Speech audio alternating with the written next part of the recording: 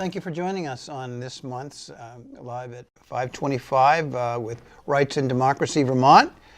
This month we're going to hear a report back from one of the several Rights and Democracy members that you see here who attended, well, actually two of us, who attended the People's Summit in Chicago last weekend, big event, June 17th through the 19th. And then we're going to hear an update about the political revolution in Vermont from a new RAD Leadership Committee member, Kate Logan.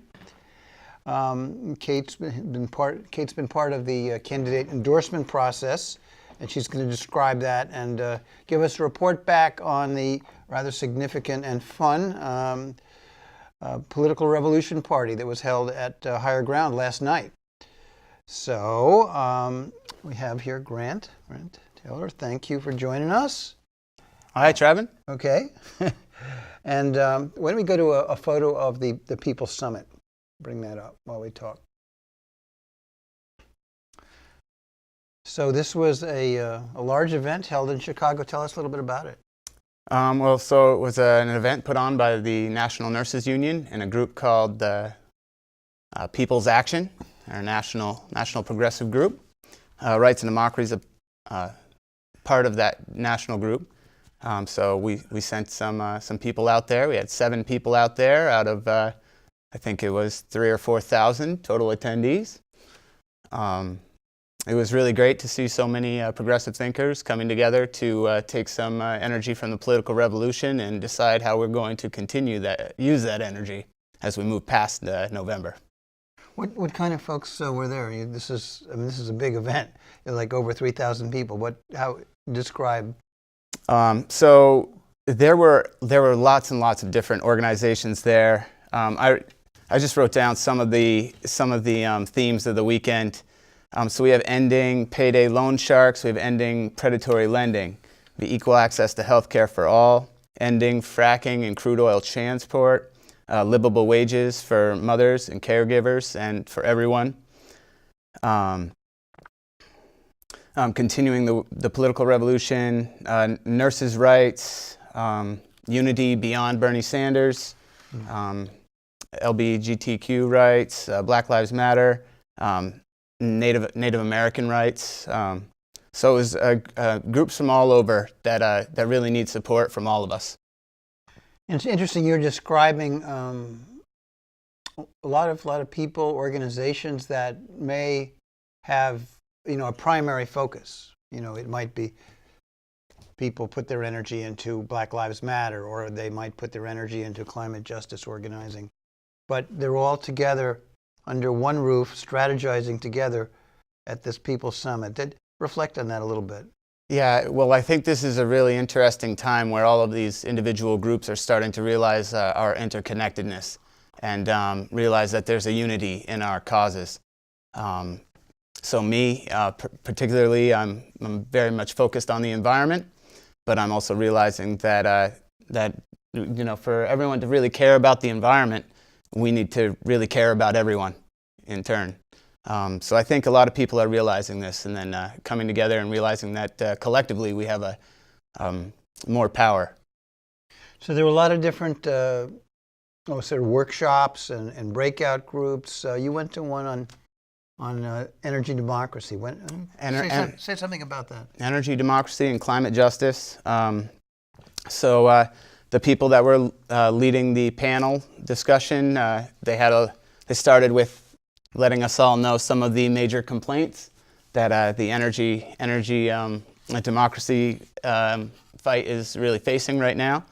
But then they transitioned to some really big ideas, such as transitioning our energy market to a public good that's managed by us instead of by corporations, privatized. Linking climate justice to labor rights.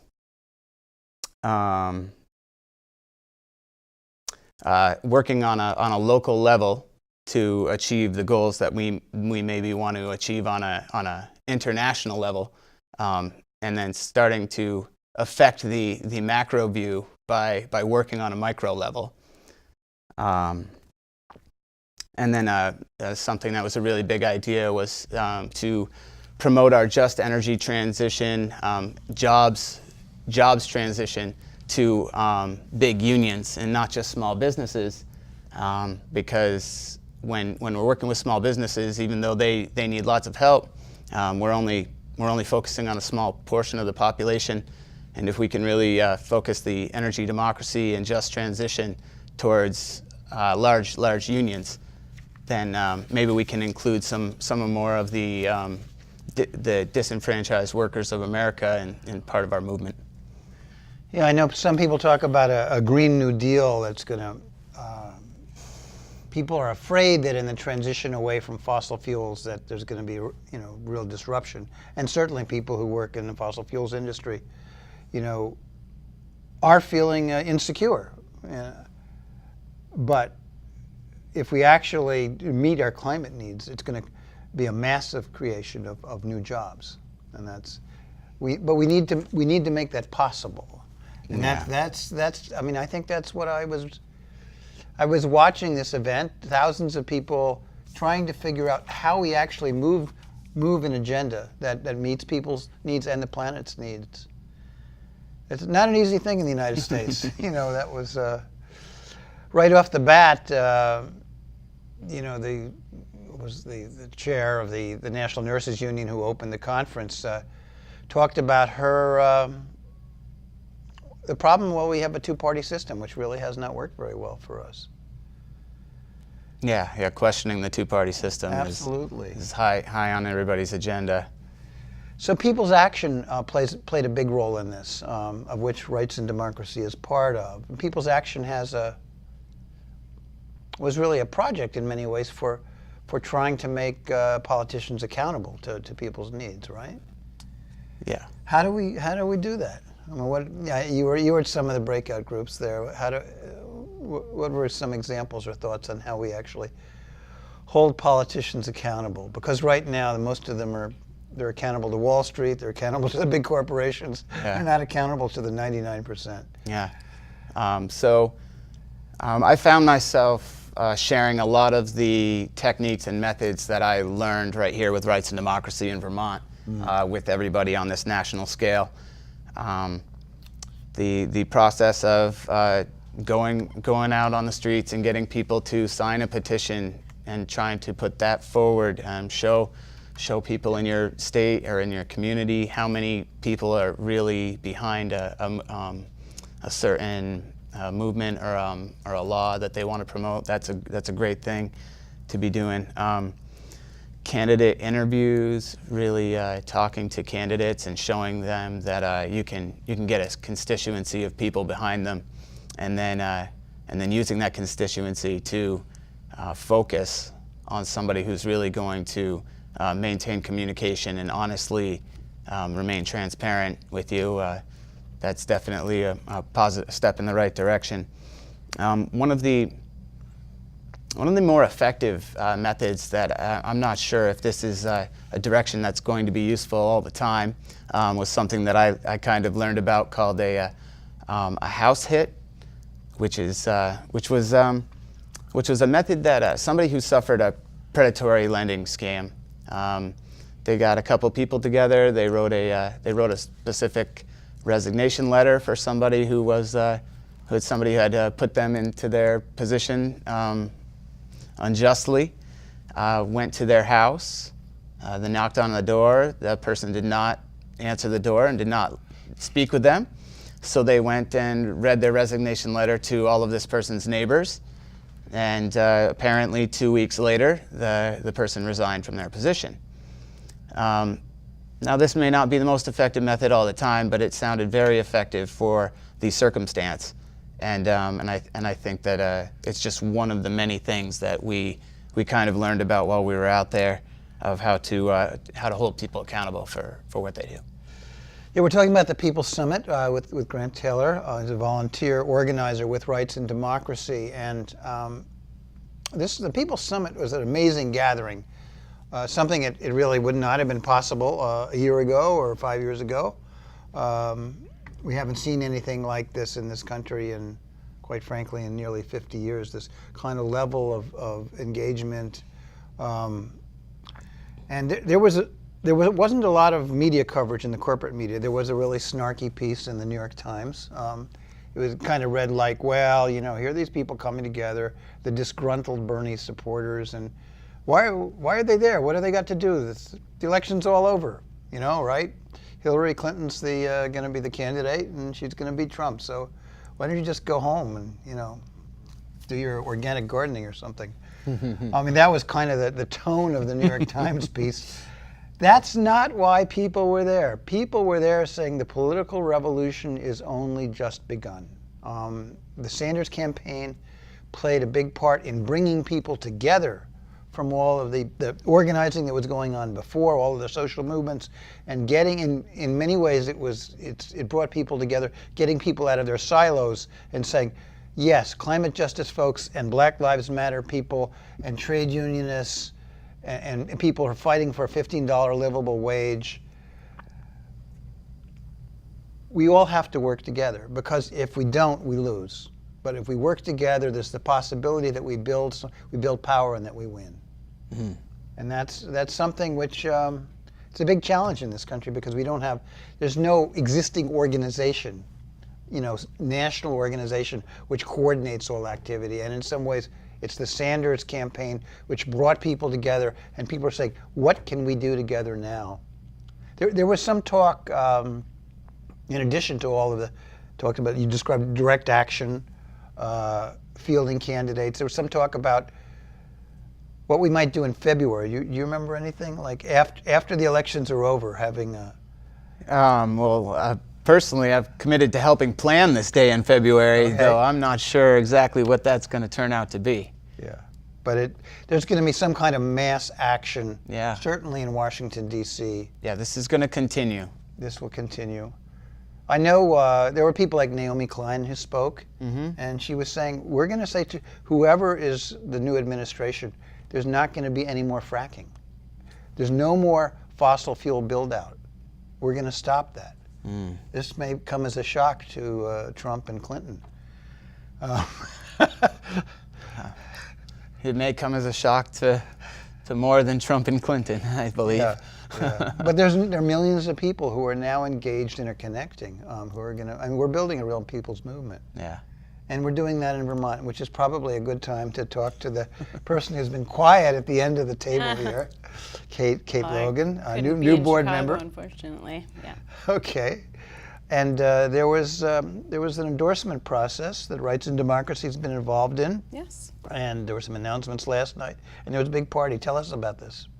Well, I'm a new board member for Rights and Democracy, and one of the first things that I've gotten to do on the Leadership Committee is to participate in the endorsement process, where we RAD sent out questionnaires to all the candidates who are running for local and statewide office, and a really broad questionnaire, because Rights and Democracy has a broad transformative agenda that shows this breaking down of silos and this intent to organize across multiple social movements to really put pressure on our elected officials to move forward with a transformative agenda that will create a socially just and climate neutral economy. And so this interview process was geared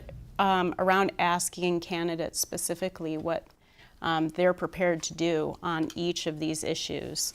How will they help to create an anti-racist society? How will they help to create an anti-heterosexist society?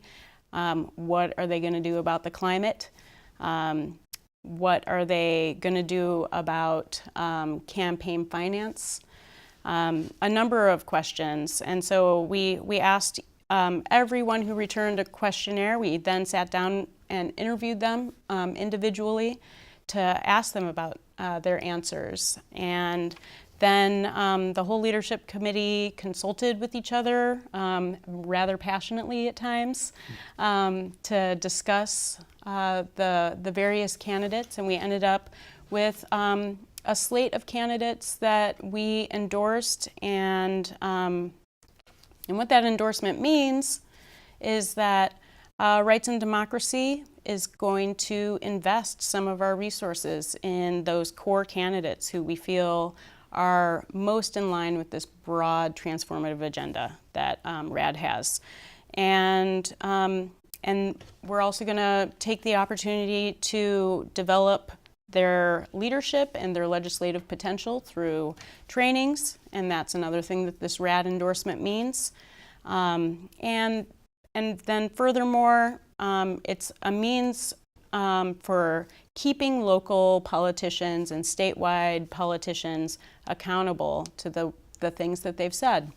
Not only do they now have an organization, a growing organization, a new organization, but an organization that has their back, but they also have an organization that is going to remember what they said they were going to do, and who's going to direct their organizing efforts on the ground around developing a statewide group of people who are going to hold politicians accountable for pushing forward rather than compromising when pressure's on them in the State House. And indeed, when we've seen in the past when candidates win, they get into the State House, we've seen all too often, candidates make great promises to their constituents to get elected, and then they get in there and you have the leadership of their caucus say, well, that's really not going to be on the agenda this year. You can submit the bill, but like a lot of other bills, that's going to stay on the wall. Right. How is it that RAD is going to make this different? So we're used to getting in fact, a lot of people have given up voting because we saw that in the last election. It's the largest abstention on the part of registered voters since World War II, I think. So a lot of people have become cynical, maybe justifiably so, about what the political class is going to do for them. Sure. So what's different about RAD and the candidates that RAD is working with? Well, I think one of the things that is great about the idea of RAD, which is why I was so enthusiastic about joining the organization, is that its explicit intention is to direct resources towards this political revolution that we want to see happen. So while many of us know that most of the economic growth in the world, and especially in the United States, over the last 30 years has gone to the wealthiest people, and that's true in Vermont just as it is everywhere else. RAD's goal is to take back some of those resources, redirect people's resources into building constituencies that will hold their elected officials accountable. So no longer are folks on their own just having to hold their politicians accountable all by themselves, but now there's a new organization whose staff and volunteers are all dedicated towards mobilizing communities and the whole state to be able to speak back to the politicians who get cornered and boxed out by their own parties when they're trying to form legislation. It's a new organization, so this is a political experiment. I think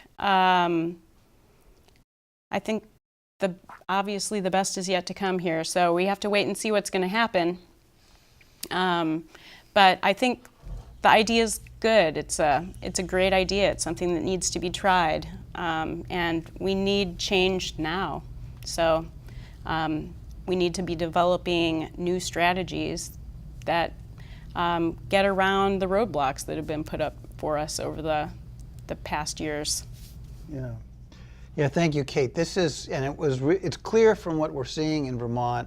It's clear from the Sanders campaign, which went much further and deeper than anyone, including, quite frankly, Senator Sanders expected. It's clear from the People's Summit, over 3,000 people coming together, that this is a new political moment, that things are necessary and perhaps even politically possible that we haven't seen in this country. And certainly, you said 40 years, I would say even more than that, quite frankly, having lived through a lot of disappointments.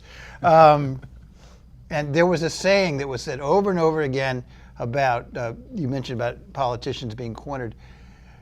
The chair of the People's Summit kept on saying, heroes are not made, they are cornered. They are cornered, by which she meant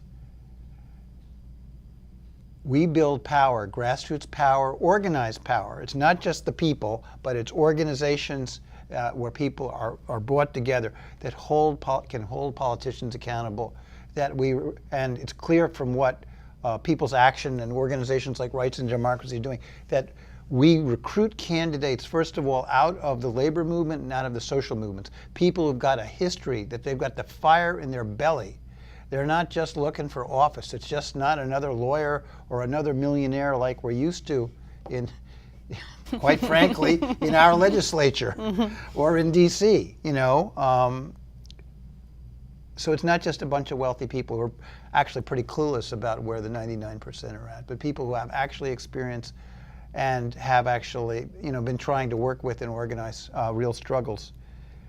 And part of that is RAD also runs, as you said, schools. Yeah. We have candidate schools to educate, you know, people who show that they've got the subjective will for change, but also help educate them in the issues. And so hopefully we're developing a different relationship to political leaders, which is no longer the citizenry sitting back saying, boy, I sure hope they do the right thing for us for a change.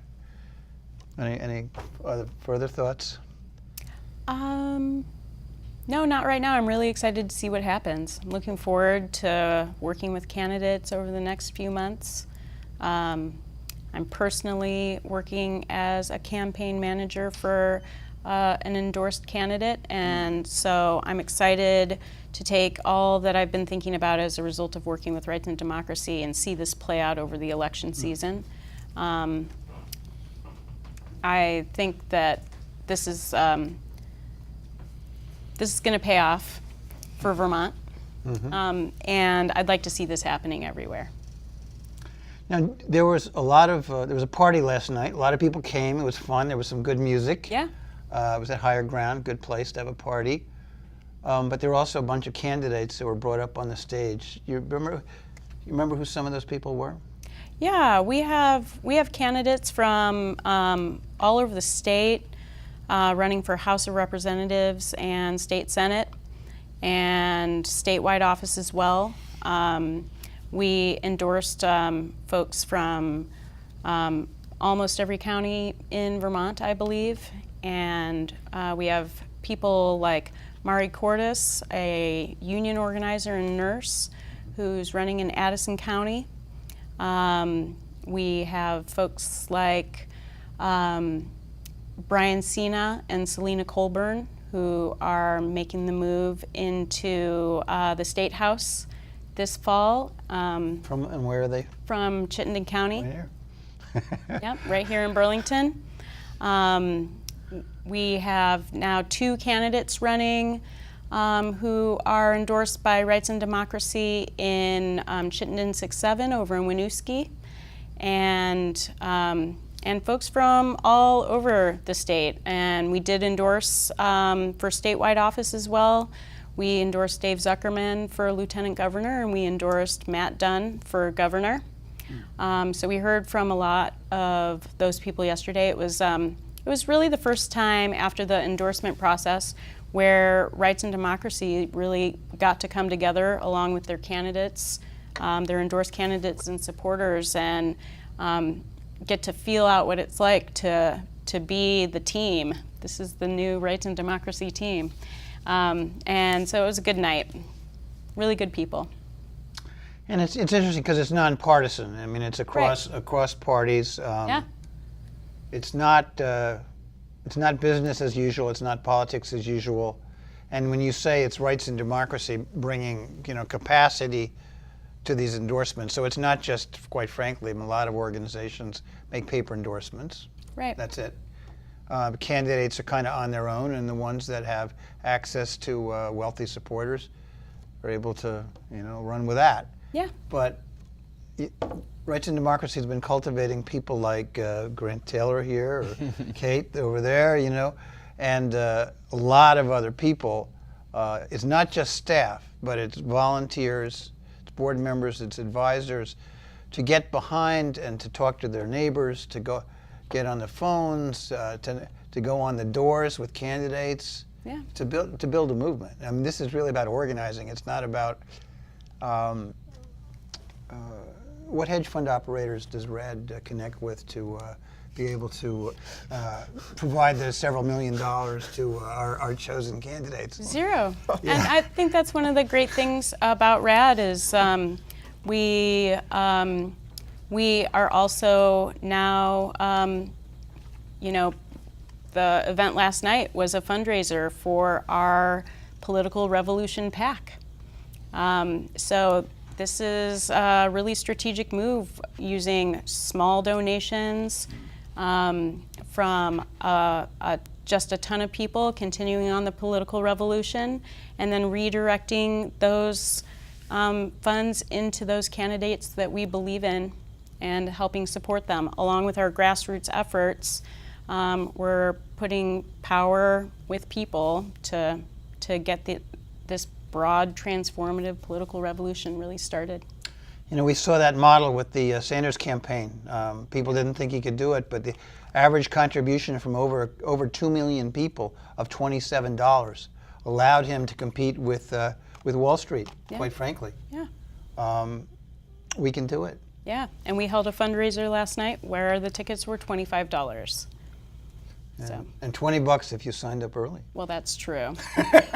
15 if you were even earlier. Oh, that's Okay. yeah, so, Right. Okay, and I want to thank people for tuning in. This has been this month's Rights and Democracy, live at 5:25. We've been joined by Grant Taylor here, one of our model volunteer organizers with Rights and Democracy, just returned from the People's Summit, along with a bunch of other younger than Grant even, volunteers with Rights and Democracy. Also Kate Logan over on the far end there, on the far right. no. Okay. And not funny. Example of a new board member with Rights and Democracy. So until next month, stay strong. Thanks for joining us. Solidarity. Check out Rights and Democracy's website, of course, radvt.org. .org. That's right.